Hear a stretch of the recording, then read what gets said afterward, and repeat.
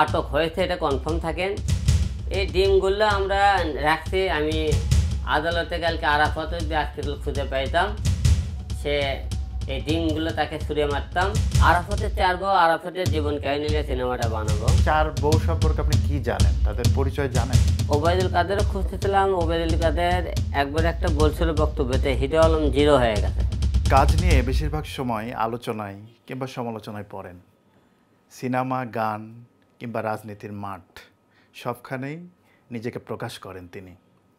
আজকে আমাদের সাথে আছেন ইউটিউবার হিরো আলম। আজকে তার সাথে কথা বলবো। কেমন আছেন আলম ভাই? এই তো মোটামুটি ভালো।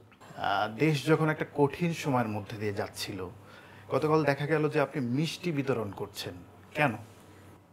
হ্যাঁ, এখন আমাদের দুঃসময় বলতে গেলে দেশের অবস্থা ভালো না, চতুর্দিক বন্যা, এরই মধ্যে কষ্টে সবাই, কিন্তু এই অনেক টাইমে শত কষ্টের মধ্যেও কিছু কিছু সময়ে হাসির মুখ দেখতে পাই। সেই টাইমে আর কি একটু কষ্টের মধ্যে হাসতে হয়।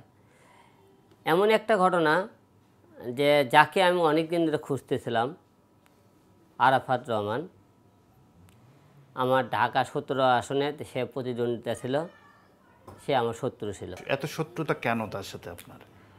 তার সাথে শত্রু, সে ঢাকা 17 আসনে ভোটে জয়ী হতে পারেনি, আমার সাথে ক্যাসাল গণ্ডগোল করে মারামারি করে সে আসনটা ছিনিয়ে নিয়ে এসেছে, এই জন্য তার শত্রু। এখন এই শত্রুকে আমরা তখন গতকাল জানতে পারলাম তাকে গ্রেপ্তার করা হয়েছে, পুলিশ গ্রেপ্তার করেছে।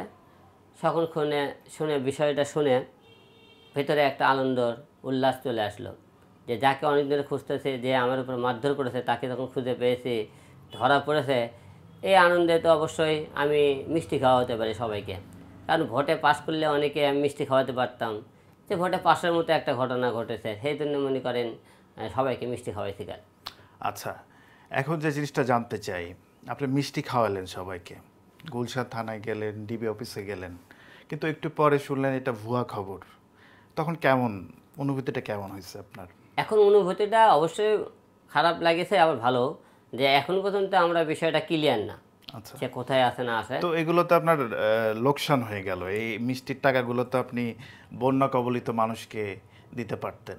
না, বন্যা কবলিত মানুষের তো আমি 2 দিন ধরে পাশে দাঁড়াইছি। আমি প্রথম দিন দিলাম কুমিল্লা, দ্বিতীয় দিন ফেনী। আমি তো 2 দিন 2 জায়গাতে আমার তরফ থেকে 2 দিন বন্যার মানুষের পাশে দাঁড়ানোর চেষ্টা করেছি। আচ্ছা, কত কেজি মিষ্টি কিনেছিলেন? মোটামুটি কিনছি, তা ওটা আমরা না বলি না, একটু শুনতে চাই, দর্শক তো জানতে চায় আসলে না। কত কেজি মিষ্টি। আমরা গতকালই 20 কেজি আপনারা যখন যাই আপনারা বিতরণ করেছি, আবার আজকে করেছি, আমরা করতেছি আর কি। আর বিভিন্ন জায়গা থেকে লোকজন আবার তাদেরকে কিছু টাকা বিকাশও পাঠাতে হয়েছে, যে ভাই আমরা মিষ্টি খাওয়াইতেছি বিভিন্ন জায়গাতে, আপনারা আমরা লোকজন মিষ্টি খাওয়াতে, আমার এই সমস্ত কর্মী ছিল, সে কর্মীরা এখন তাদের তো মিষ্টি খাইতেছে, সব মিলে বাইরেও মনে করেন মিষ্টি পাঠাইছি। কত টাকার মিষ্টি কিনেছেন? এটা টাকার অ্যামাউন্টটা না বলি, মোটামুটি যাই হোক খিলেছে আর কি। তো এগুলো তো সব জলে গেল মনে হচ্ছে আলম ভাই। জলে যায়নি। পরে যদি একদম শিওর হয়ে যান যে না আসলে সাবেক প্রতিমন্ত্রী আরাফাত আটক হয়নি, তখন জিনিসটা এমন হইলো না যে ধরেন একবার শুনলাম যে আমি পাশ করেছি, একটু পরে শুনতেছি না আমি ফেল করেছি, জিনিসটা কি এরকম হইলো কি না? আটক হয়েছে এটা কনফার্ম থাকেন। একটু আদালতের অবস্থা খুব একটা ভালো না হয়তো, তাকে আমার মনে হয় ডিবি কার্যালয়ে নিয়ে যাওয়া হয়েছে। 24 ঘন্টার পরেই আমার মনে হয় তাকে কাঠগড়ায় নিয়ে আশা রাখতেছি আমি। তাহলে আপনি বলছেন আলম ভাই যে উনি আসলে গ্রেপ্তার হয়েছে। জি, কেউ কি আপনাকে এটার নিশ্চয়তা দিয়েছে যে আরাফাত সাহেব গ্রেপ্তার হয়েছে? দেখুন, কালকে যখন গ্রেপ্তারের খবর পাই তখন তো আমরা পুলিশ প্রশাসন থেকে বিষয়টা জানতে পেরেছি আরাফাত গ্রেপ্তার, তার বাসাতে আছে আর কি।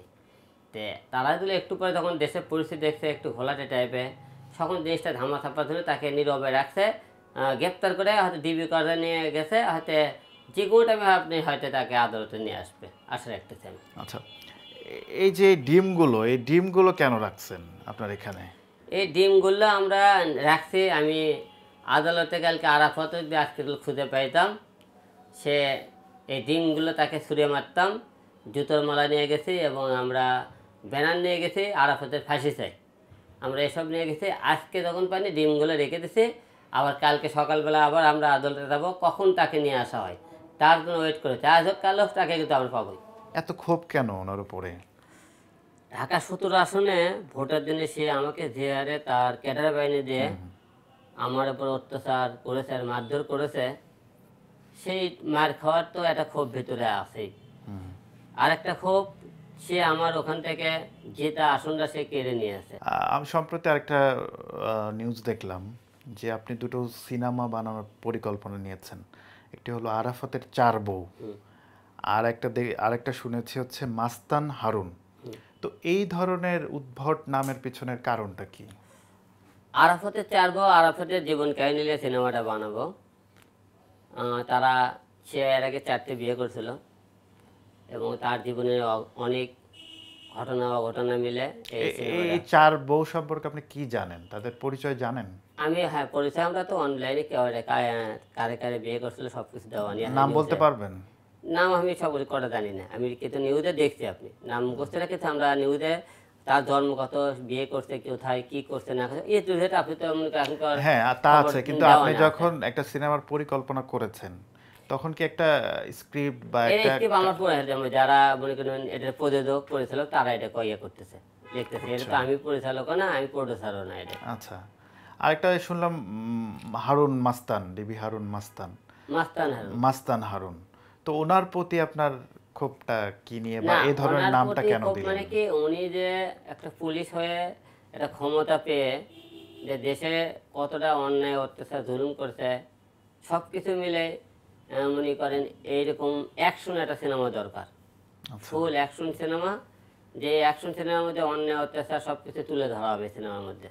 ওনার সাথে কি আপনার কোনো সাংঘর্ষিক বা কোনো কিছু না। ঘটেছে বা আপনার উপর জুলুম অত্যাচার বা কিছু করেছে উনি? না, হারুন সাথে আমার কোনো শত্রুতা নাই, কোনো মনে করেন নাই। তবে উনি একবার একটা খালি আমার ক্ষতি করছে, যে উনি আমাকে রুহুল কবির রেজবির নামে একটা জোর করে একটা মামলা করাইছিল।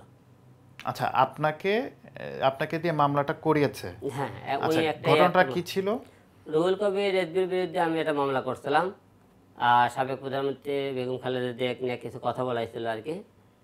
সেই টাইম মামলার আমাকে একটা ট্যাপে ফেলে আমাকে মৃত্যুর হুমকি দেখে আমার পরিবারের ক্ষতি করা সব কিছু মিলে আমাকে ট্যাপে ফেলে রুহুল কবির রেজবি স্যারের বিরুদ্ধে একটা মামলা করাইছিল। এই একটা ক্ষতি করছে, তা বাদে অন্য কোনো ক্ষতি সে করেনি। আচ্ছা, আপনি মাঝখানে অবায়দুল কাদেরকেও খুঁজছিলেন, তো ওনার সাথে কি আপনার কোনো ঝামেলা ছিল কিনা? ওবায়দুল কাদেরও খুঁজতেছিলাম। ওবায়দুল কাদের একবার একটা বলছিল বক্তব্যতে হিরো আলম জিরো হয়ে গেছে। আচ্ছা তাই আমি বলছিলাম হিরোকে কেউ কোনোদিন জিরো বানাতে পারে না, আচ্ছা হিরো হিরোই থাকে। আর আপনি এখন নিজেই জিরো হয়ে গেছেন, আপনার এই এত দাপট এত ক্ষমতা এখন আপনারাই মাঠে নেই। এই জন্য খুঁজতেছিলাম যে আপনার সাথে কথা দিয়েছিলাম আমি একবার হলো খেলবো, তার সাথে আর আমার শেষ খেলাটা আর হলো না। আজকে আপনি মামলা করেছেন, তো সর্বশেষ পরিস্থিতিটা জানবো যে কি হলো, কি দাঁড়াইলো। আজকে আমরা মামলা করেছি ঢাকা 17 আসনে আমার উপর যে হত্যার চেষ্টা করা হয়েছিল সেই মামলাটাই করেছি আরাফাতের বিরুদ্ধে। আমরা আরাফাতের ফাঁসি চাই বলেছি। এখন আজকে মামলা আদালত অ্যাকসেপ্ট করেছে। এখন আরাফাত যেদিন কোর্টে ওঠানো হবে সেই দিন আমরা আবার এই মামলার তাদের বিরুদ্ধে এই নিয়ে কথাবার্তা বলব। আপনার মামলার আসামি কজন? মূল আসামি আরাফাত আর অজ্ঞাত আছে 50-60 জন। 50-60 জন।